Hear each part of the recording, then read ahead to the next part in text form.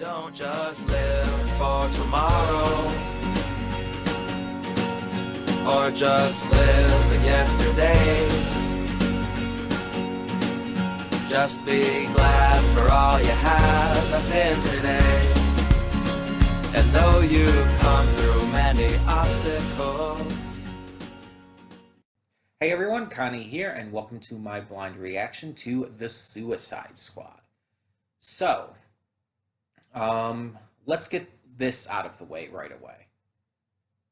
I'm mixed on my interest slash hype, whatever you want to call it, for this film. Because I'm one of the few people who actually really loved the first Suicide Squad live action movie from 2016, I believe it was. I actually really loved the movie, and I thought it was fantastic. And I stand by that.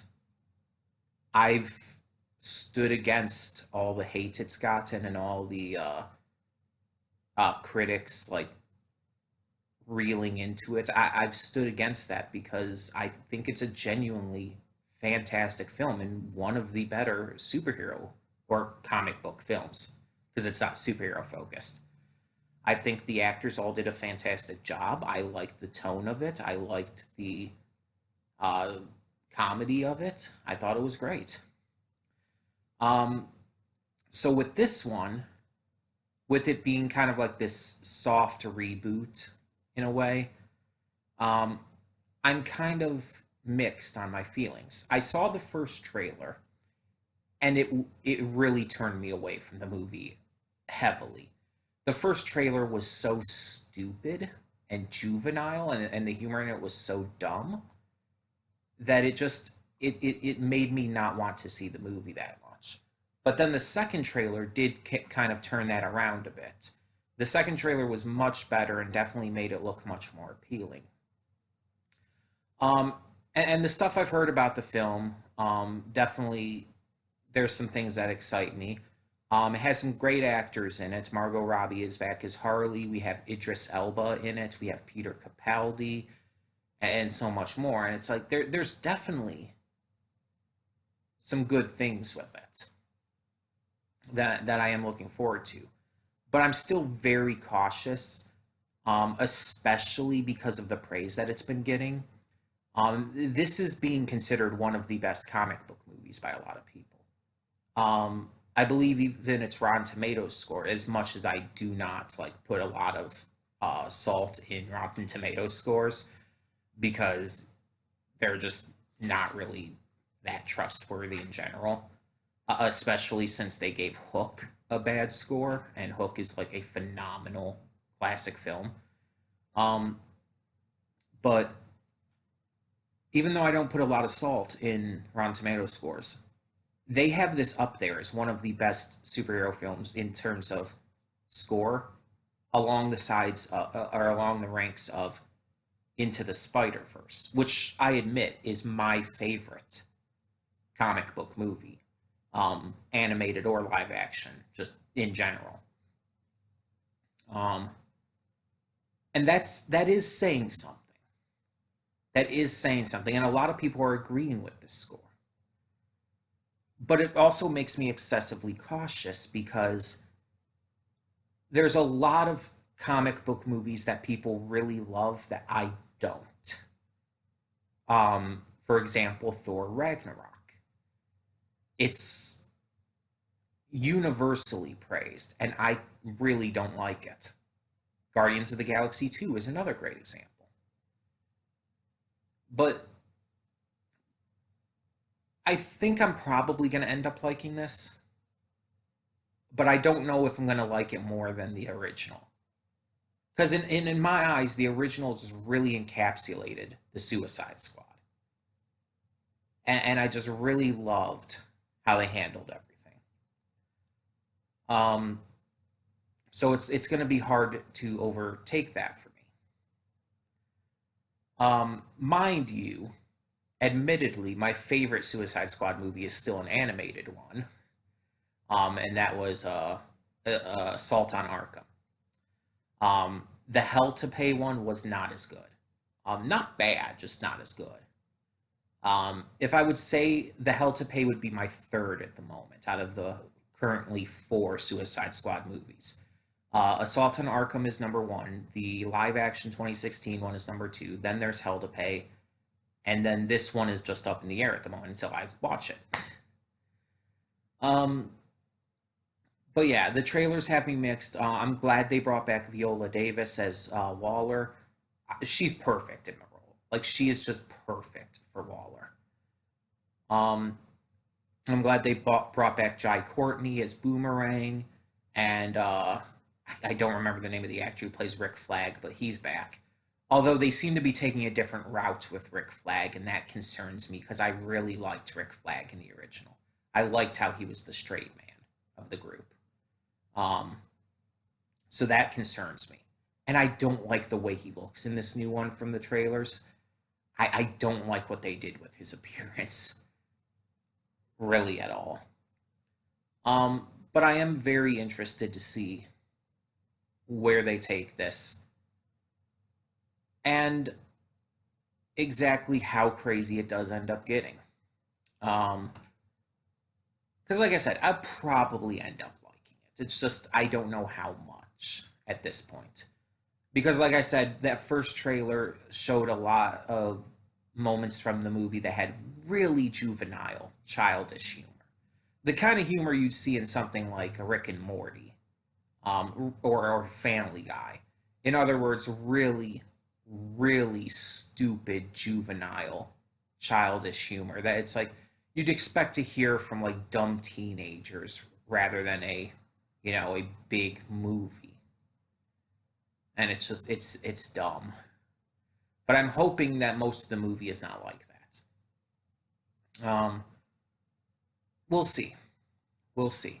But this is like a 2 hour movie, so strap in, get some drinks or snacks, whatever you need, and follow along with me. As always, it will be linked to in the description below, just due to copyright issues. But I am excited to get to this. And this, just as a note, is not a donation reward. This is a movie reaction I am personally choosing to do because I want to. I think that this movie, even if it isn't as good as the 2016 one, I think it'll be a fun reaction specifically. So this is one I'm choosing to do. It's completely separate from donation rewards. So yeah, and I was even thinking about doing it last week when it first came out, but I decided to hold off until today. So yeah, there we go. But either way, I do legitimately hope to enjoy this. I don't want to dislike it, so I want to love this. I go into every movie wanting to love it, or every series or game or whatnot. I don't like not enjoying things. Not enjoying stuff sucks. So I want to love this. But we'll see. So when the screen fades to black, pause this redirect and go to the description below. Follow the link to the reaction, and after you watch it, come back here to the redirect and resume play. Because after it fades to black and then fades back in, everything from that point forward will be my afterthoughts and will contain spoilers to the movie. So, that being said, thank you so much for tuning in, and I will see you at the reaction. And we are back, and we'll begin with spoilers in 3, 2, 1, now. So, just general thoughts right off the bat. Like I suspected, I did like this. I suspected I would end up liking it, but as I mentioned in the pre-thoughts, I was unsure of how much I would like it, especially compared to the previous Suicide Squad. And I will say, I feel it's about the same. I would not say, like, I like either of them notably more than the other. I would actually put them around the same. Because there are things that this movie does better than the 2016 one, but also things that it does worse. The two major things that this film does better than the other one are the characters, the notable characters, of course, and the action. The notable characters outside of the ones who are literally just there to be killed. Um, in this film, you actually grow to know and like them a lot more. In the first one, very few of the characters were actually like really like likable. Very few of them were really like you really got a grasp for their characters and really liked them. Harley, uh, Deadshot, and Boomerang are probably the only three that I can think of off the top of my head that were really memorable and likable in that way in the first movie. In this one, we've got Bloodsport, we've got Harley, we've got Ratcatcher 2, we've got Polka Dot Man, we've got Flag. Five of them are really likable, and you really root for them, especially Ratcatcher 2 and Polka Dot Man. Even more than Harley, which surprised me. Those two are honestly the stars of this movie for me. They stole the show. They are just insanely likable. They are really fun and funny at points, especially with Polka Dot Man. But they're also just they're the most sympathetic characters too. Even though Polka Dot Man has like that really weird thing where he like sees his mother and everyone, and it shows it on screen. It's super fucking awkward looking, in the worst way. His character is still very sympathetic, especially finding out his backstory and the, uh, in a way, you could call it a curse that he's stuck with. He is definitely cursed with this interdimensional virus, as he put it.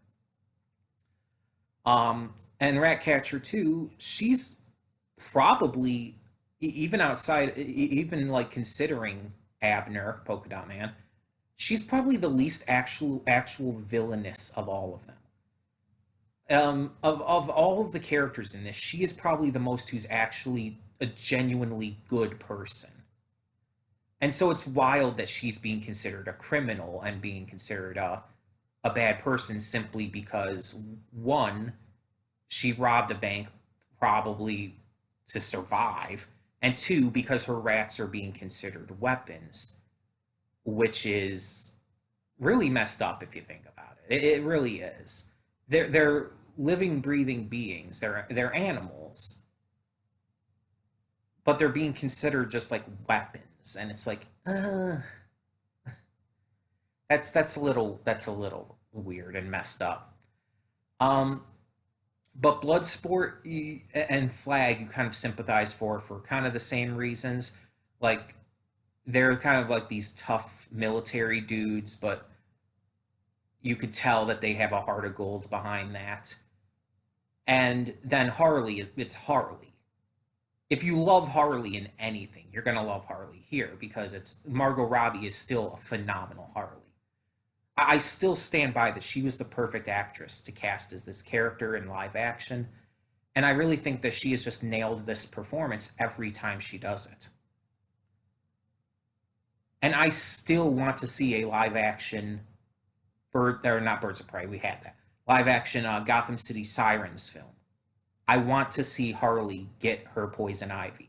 I want to see Catwoman as well with them. I think a Gotham City Sirens film would be phenomenal. And we know that Margot Robbie wants to do that. She wants live action Harley to have her poison ivy. She has been like really strongly fighting for that.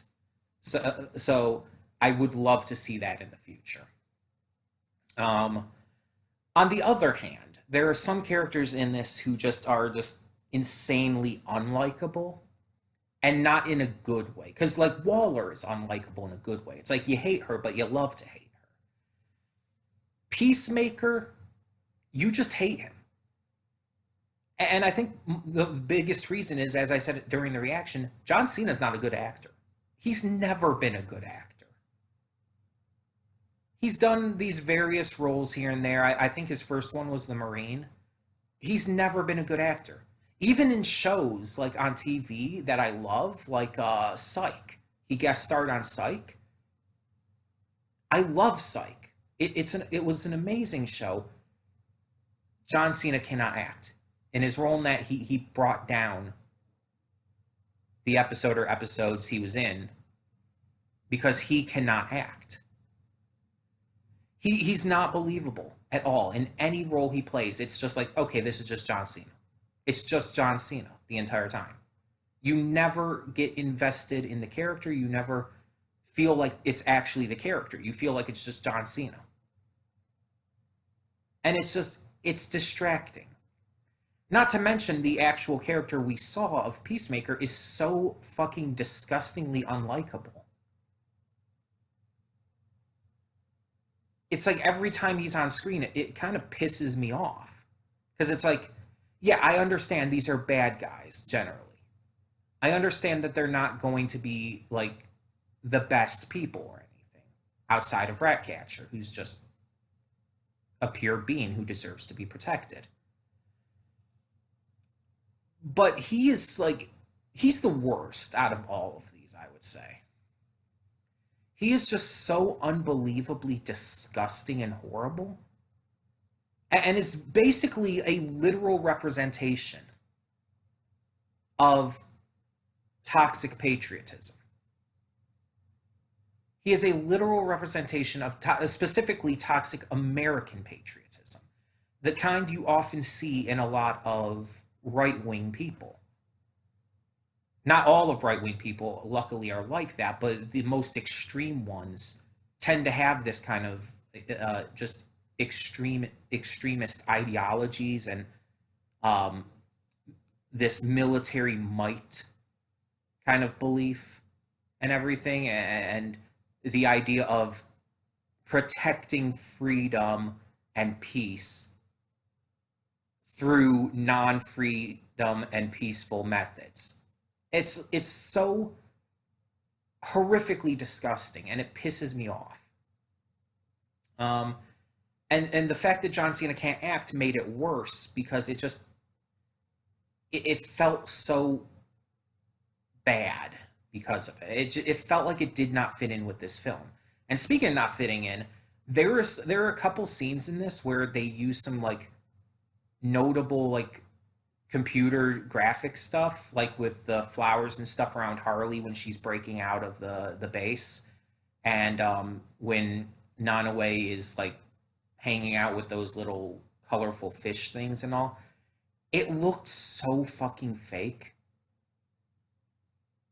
Like the CG in this was not that good, but those two specific moments looked so fake and also felt completely out of nowhere.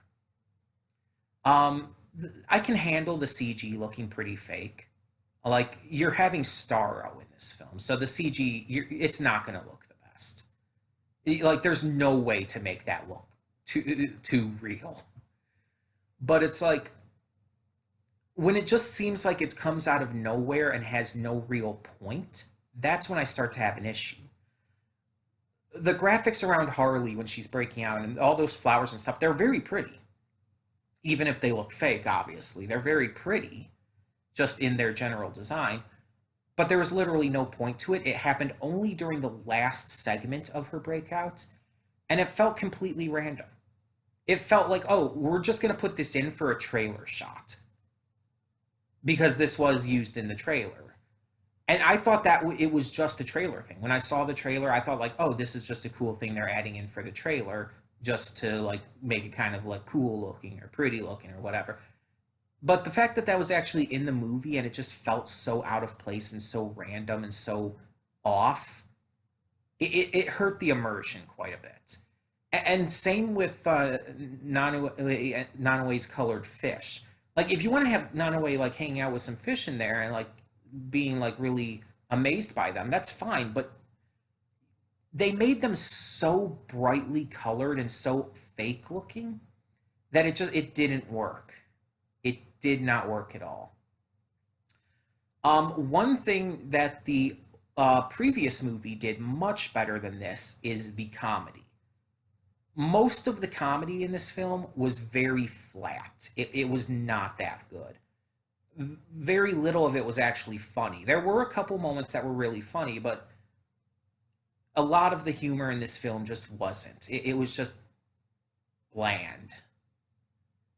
And honestly, I know James Gunn directed this, and it's like I feel like that's fitting because it's like the humor feels almost like Guardians 2 level of humor, and it's like that's not a good thing. That's not a good thing at all. It just it felt flat. It felt like the humor, and it's funny. It felt like the humor was trying way too hard at certain points, but all of it fell flat. It all just did not work for the most part. There were again a couple things that were genuinely funny, but that was few and far between. The humor in the first movie was done much better. There were a lot more jokes that hit, and it just felt more cohesive to the film. Here, it did not, almost at all.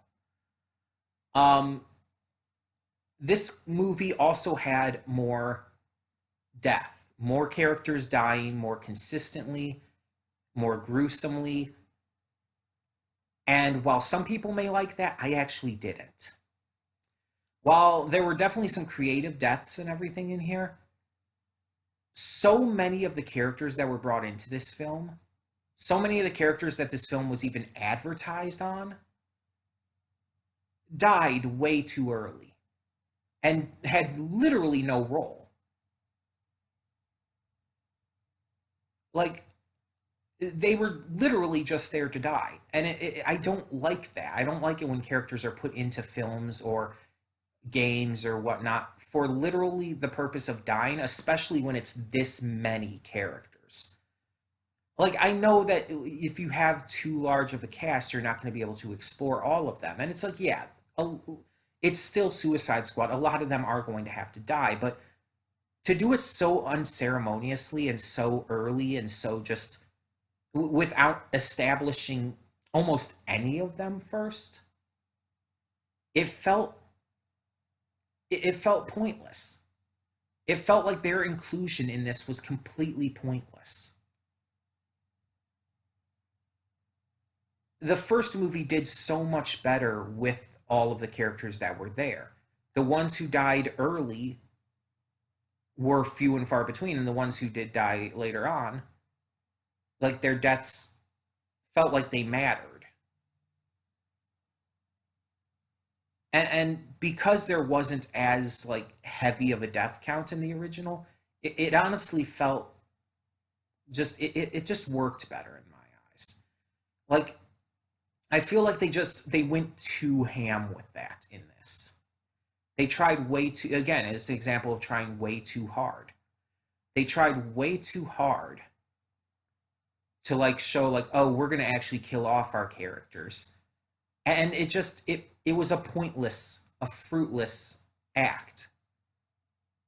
It did not work in my eyes. The soundtrack was also better in the original. The soundtrack in here felt very disjointed, and it's like a lot of the choices just did not work. There were some good songs for sure, but even some of the good songs just did not work and did not really instill any kind of excitement or hype for certain scenes. Um, so yeah, there's that. The overall cast of this one, I will say, is better.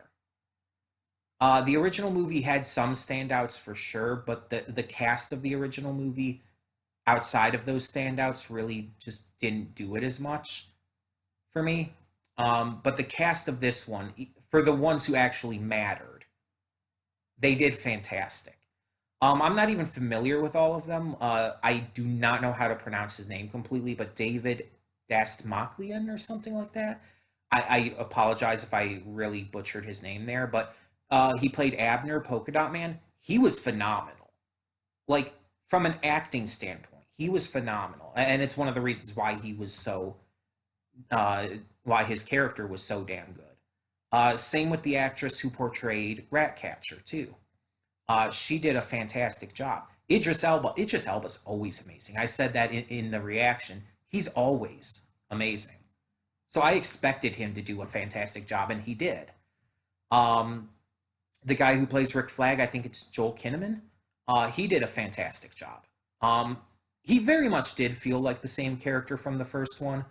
Um, I I was worried going into it about like he looked like he was less serious in the trailers. Good thing the trailers did not reflect him in the actual movie.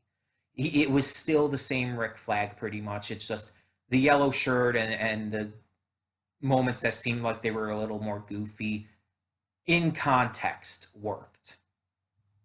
Um, and it's just, of course, I've already talked about how Margot Robbie is perfect as Harley, and so on and so forth.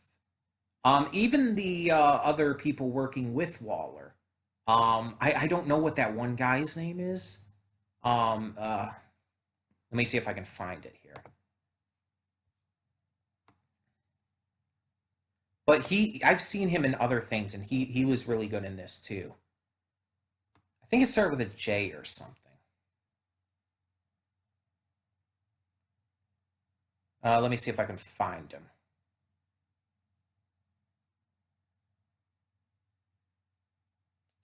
Da-da-da-da.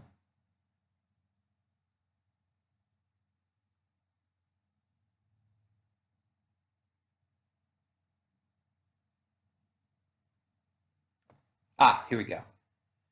John Economos was his name. He's the warden of Belrev. Okay.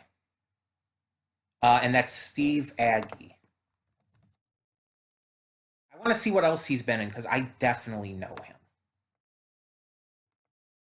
I've seen him in something else. Probably multiple things.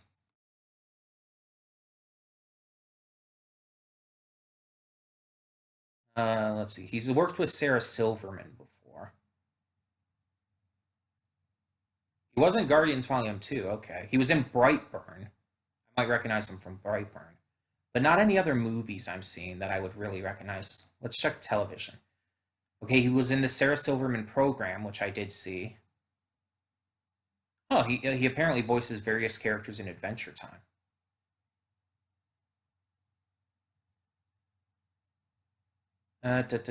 He's in Regular Show, 2 episodes of that.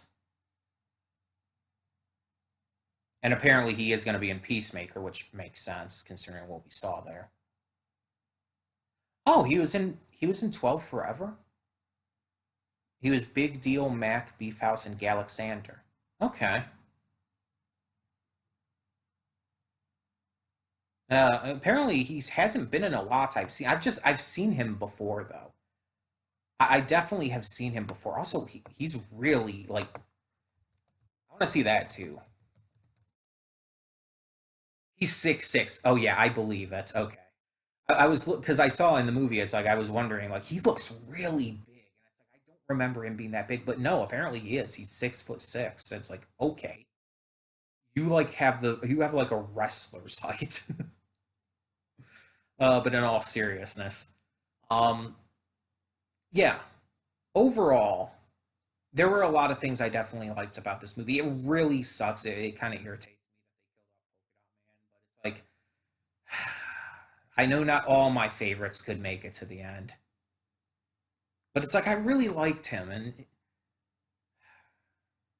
I wanted him to survive. He was like the one I wanted most to survive.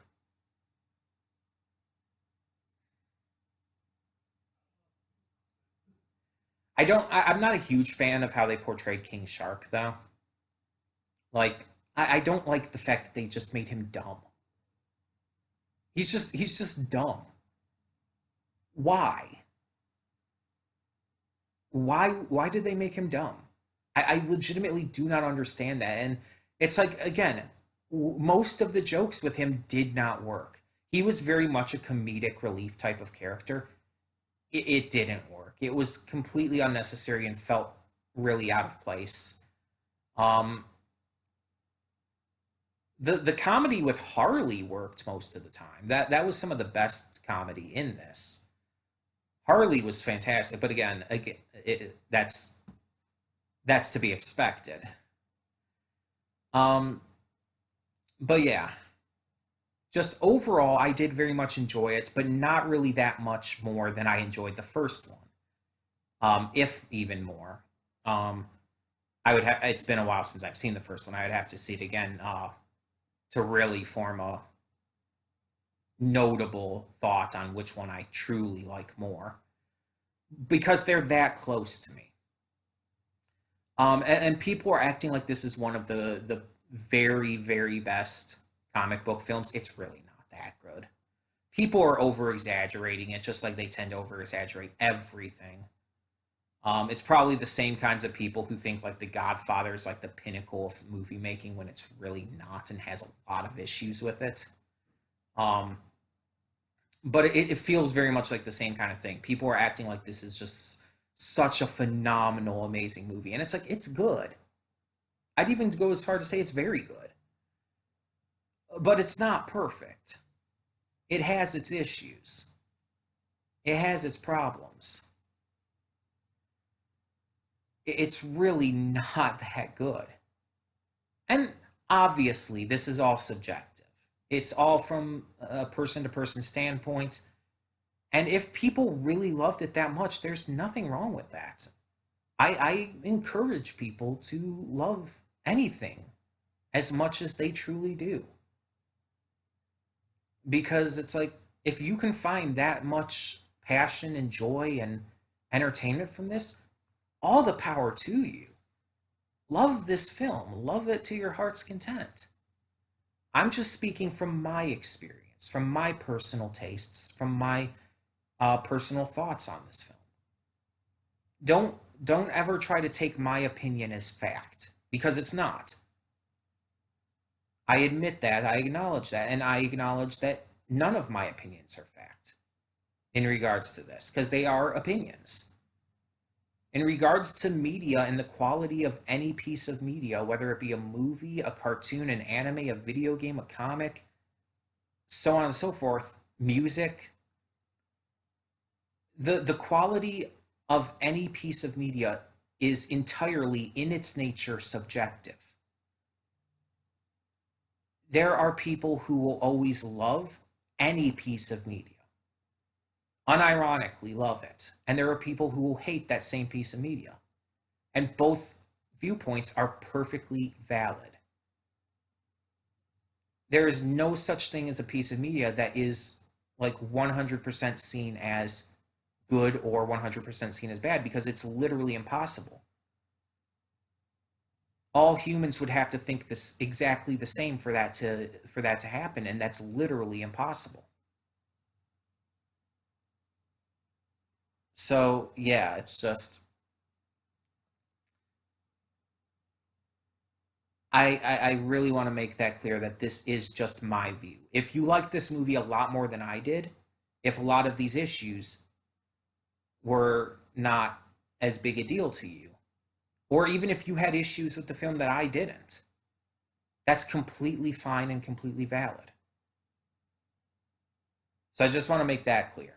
But I would love to hear your thoughts. So tell me down in the comments below, what did you think of The Suicide Squad? And thank you all so much for tuning in. For now, I'm Connie, and I'm signing off. See y'all next time.